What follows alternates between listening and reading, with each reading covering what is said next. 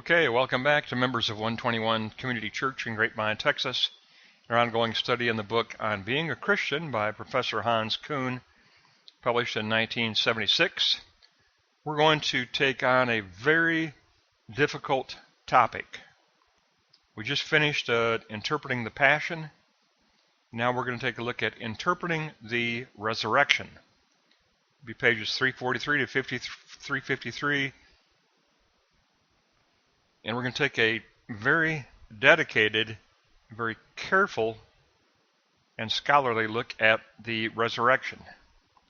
And pay attention to the language here that Professor Küng uses.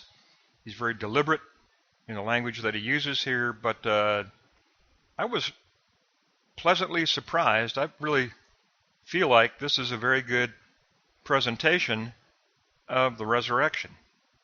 And I'm a very conservative Southern Baptist, and I still say this is a very solid and very uplifting presentation of resurrection. So I think it's very, very, very good. We're going to take a look at it in 3 moments. We'll begin with block 1 and take a look at interpreting the resurrection. Only after Jesus' death did the movement in his name get started. His cause continued. How did this new beginning come about? How did Jesus become proclaimed as Lord?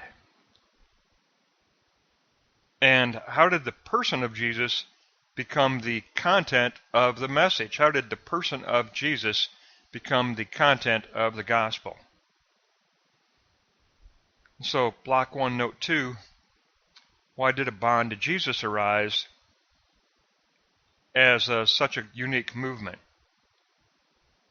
How did he become proclaimed as alive, as the one active at the present time, leading his followers through the Spirit?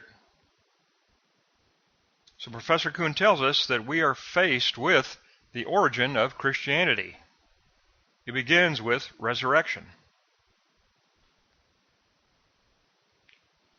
So block 1, note 3, post-crucifixion, new beginning, and Jesus as the content of the message equals the origin of Christianity. There was an almost explosive propagation of the gospel message. Religion emerging from the gallows. The Passion narrative was transmitted only because there was an Easter story.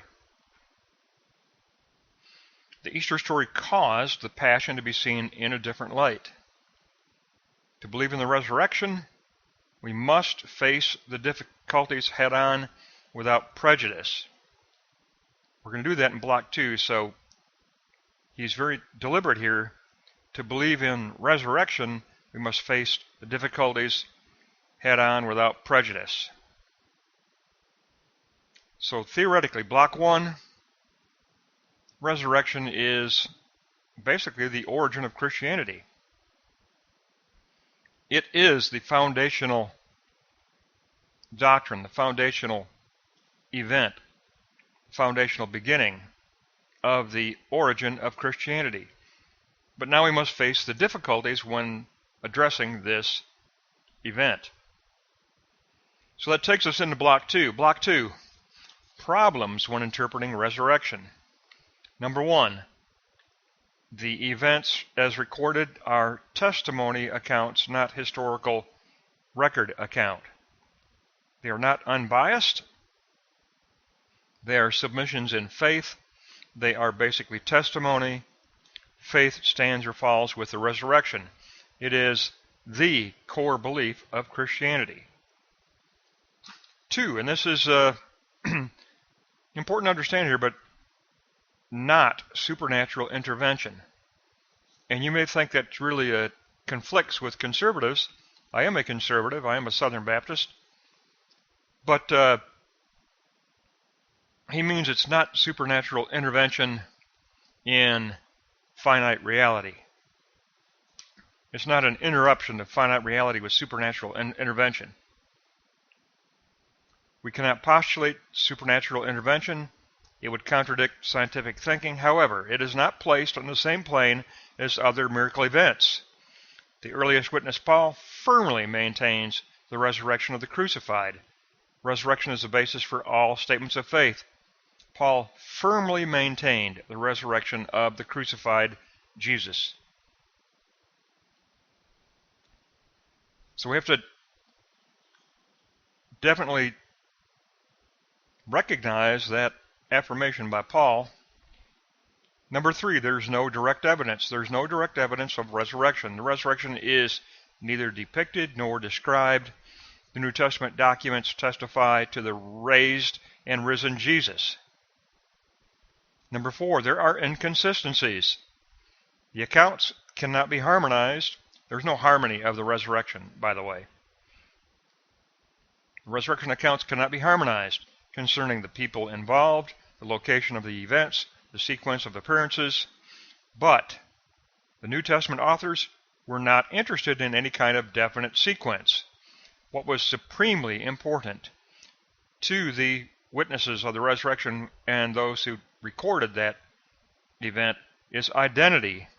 The identity of the risen with the pre-Paschal Jesus.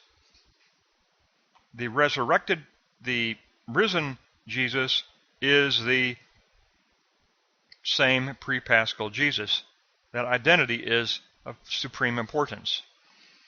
5, positive clarifications. Jesus is encountered as a living person by the disciples. Testimonies take the form of creed. These are appearances and revelations of the risen Jesus. Most witnesses are still alive in AD 55. When Ephesus was written, Peter is recognized as the very first witness. So we do have, in Block 1, the very definite task of a resurrection that demands interpretation. Resurrection, Professor Kuhn tells us, demands interpretation. We don't have direct evidence. It demands interpretation. It is the origin of Christianity, and we must approach it and examine it through all of its difficulties. On the concrete level, if we're going to interpret resurrection, we have to confront the obstacles, the problems that face us. They are testimony accounts. They're not witnessing supernatural intervention. It's not direct evidence. It demands interpretation. There's no possibility of a harmony of the resurrection accounts. We do have clarifications, however, that there were appearances and revelations of the risen Jesus. Now we get to a scholarly conclusion by Professor Kuhn in Block 3, and he is going to testify to an objective, real resurrection. He believes and he posits an objective, real resurrection. Underline that, recognize that. That's why I can affirm this teaching even as a conservative Southern Baptist. He does posit an objective, real resurrection. But let's look at his language, because he's very definite and he's very deliberate in his use of language here. So Block 3, the true content. In the New Testament, resurrection is understood as a raising by God. Jesus' raising. God's life-creating activity creates Jesus' new vital activity. Resurrection is the work of the Father. But it is not finite historical event. It's something beyond finitude, okay? That's why we don't call it a miracle occurring within finitude or supernatural intervention within finitude, because it's not a finite historical event. That's key to understand. You've got to pay attention to the language there. It is not finite historical event. It is real content, not to be verified by historical science, not that which violates laws of nature.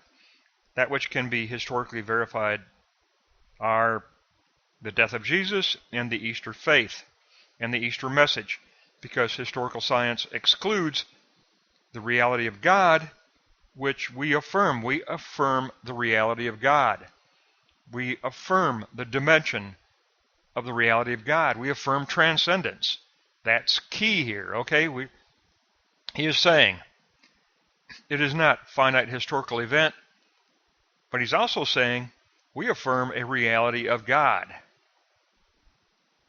a real conviction, a real affirmation. So his conclusion to this lesson, Block 3, Note 3 and 4. All right, let's take a look at Block 3, Note 3. The resurrection is a profoundly real event, and it transcends the bounds of finite history. Within the all-embracing dimension of God, we believe in a dimension of God veiled by finitude, but lying behind finitude. We attest to and we have a conviction of a dimension of God. Resurrection is a completely new mode of existence, conveyed visually and needing interpretation. Conveyed visually, but needing interpretation. There was never immediate recognition of Jesus. There's always had to be that moment of interpretation. Every witness account, there's this delay of recognition. God is intervening at man's critical point of view. That's the true miracle. That is the true miracle. It takes place at that critical point of view of interpretation. So it's not subjectivity, it's not pure objectivity, it doesn't fall in either realm entirely. It is a moment in the dimension of the reality of God, a dimension that is not subjectivity, not just pure objectivity. It's something transcendent. It's a transcendent realm. So Block 3, Note 4, the objective intervening at man's critical point of view. This is an event that it's a call for faith. Resurrection is a metaphorical visual term describing something beyond finite history. It's transformation. It's a different state. Now here you go. Here's where he's really going to lay down his terms. It's intangible and unimaginable. Does he mean they're the realm of positing? Of which we have no direct knowledge, needing interpretation. Not phantom, yet not finite palpable. It is material immaterial. Material/immaterial. Almost kind of like that immanent transcendence. We speak in paradox. It's the only way we can talk about resurrection is to speak in paradox. It is glorious, whole, corporeal human being. The resurrection appearance is glorious, whole, corporeal human being. Meaning that soma is fully permeated by doxa glory. Soma is identical, personal reality, fully permeated by doxa glory. Resurrection is real event. Jesus proves himself to be alive. So that's why I am saying that even as a conservative, I can take up this teaching and affirm this teaching by Professor Kuhn. He is talking about a dimension transcendent of finitude. And as conservatives, we affirm that. We affirm that, yes, the resurrection transcends the realm of finitude. It does.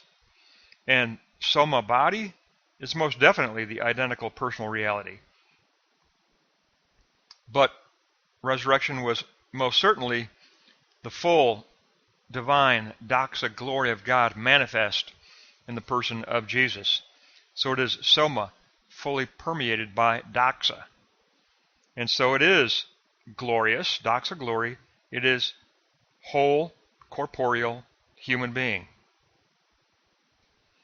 All of that is precise language, but it is acceptable even to a conservative like myself. Resurrection appearance is glorious, whole, corporeal human being. It is soma, fully permeated by glory, doxa glory. Soma and doxa in perfect synthesis. So yes, in this lesson we learn resurrection must be interpreted. Block 1. That's the theoretical statement. Resurrection must be interpreted. There's no direct evidence that we just grasp in a direct way. Resurrection must be interpreted. That's the theoretical statement of Block 1. It's the origin of Christianity, but it is resurrection that must be interpreted. Concretely, that means that we don't run from, but we face the obstacles. That there is no direct finite evidence.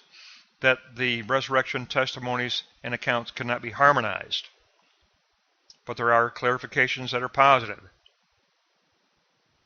These are appearances and revelations of the risen Jesus.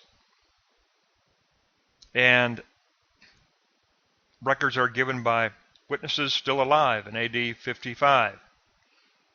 Peter was the first witness. But the concluding information, we've got the theoretical, block 1, resurrection must be interpreted. We've got the concrete. We face the problem of the inability to harmonize the accounts. And then we got the result of real resurrection event. Resurrection is real event. It's true content. It is real content. It is objective, intervening at man's critical point of view. Not a subjective vision, not an objective corporeal finite event, but something that happens in the dimension of God, in the realm of transcendence.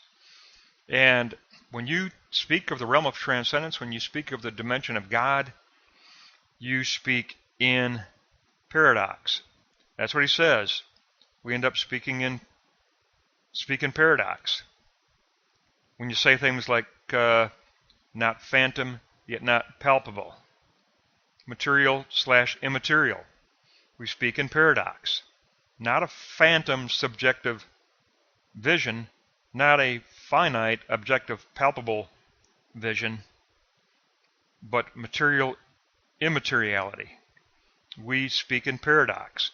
When we speak of something we can't grasp with language, we speak in paradox. It's real event. It's glorious whole corporeal human being. So it is resurrection that casts the God-forsakenness of the Passion in an entirely new light, because it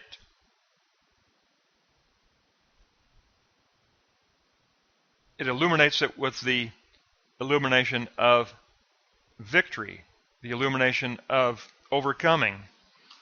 Abandonment is overcome by the resurrection. God-forsakenness is overcome by the resurrection. The curse of the law is overcome by the grace through Jesus Christ. The resurrection is real event. It is historically concrete and objective within the objectivity of the dimension of God. The reality of God, which we affirm. We affirm the reality of God. Block 3, note 2. We affirm the reality of God. That's part of our reality as believers.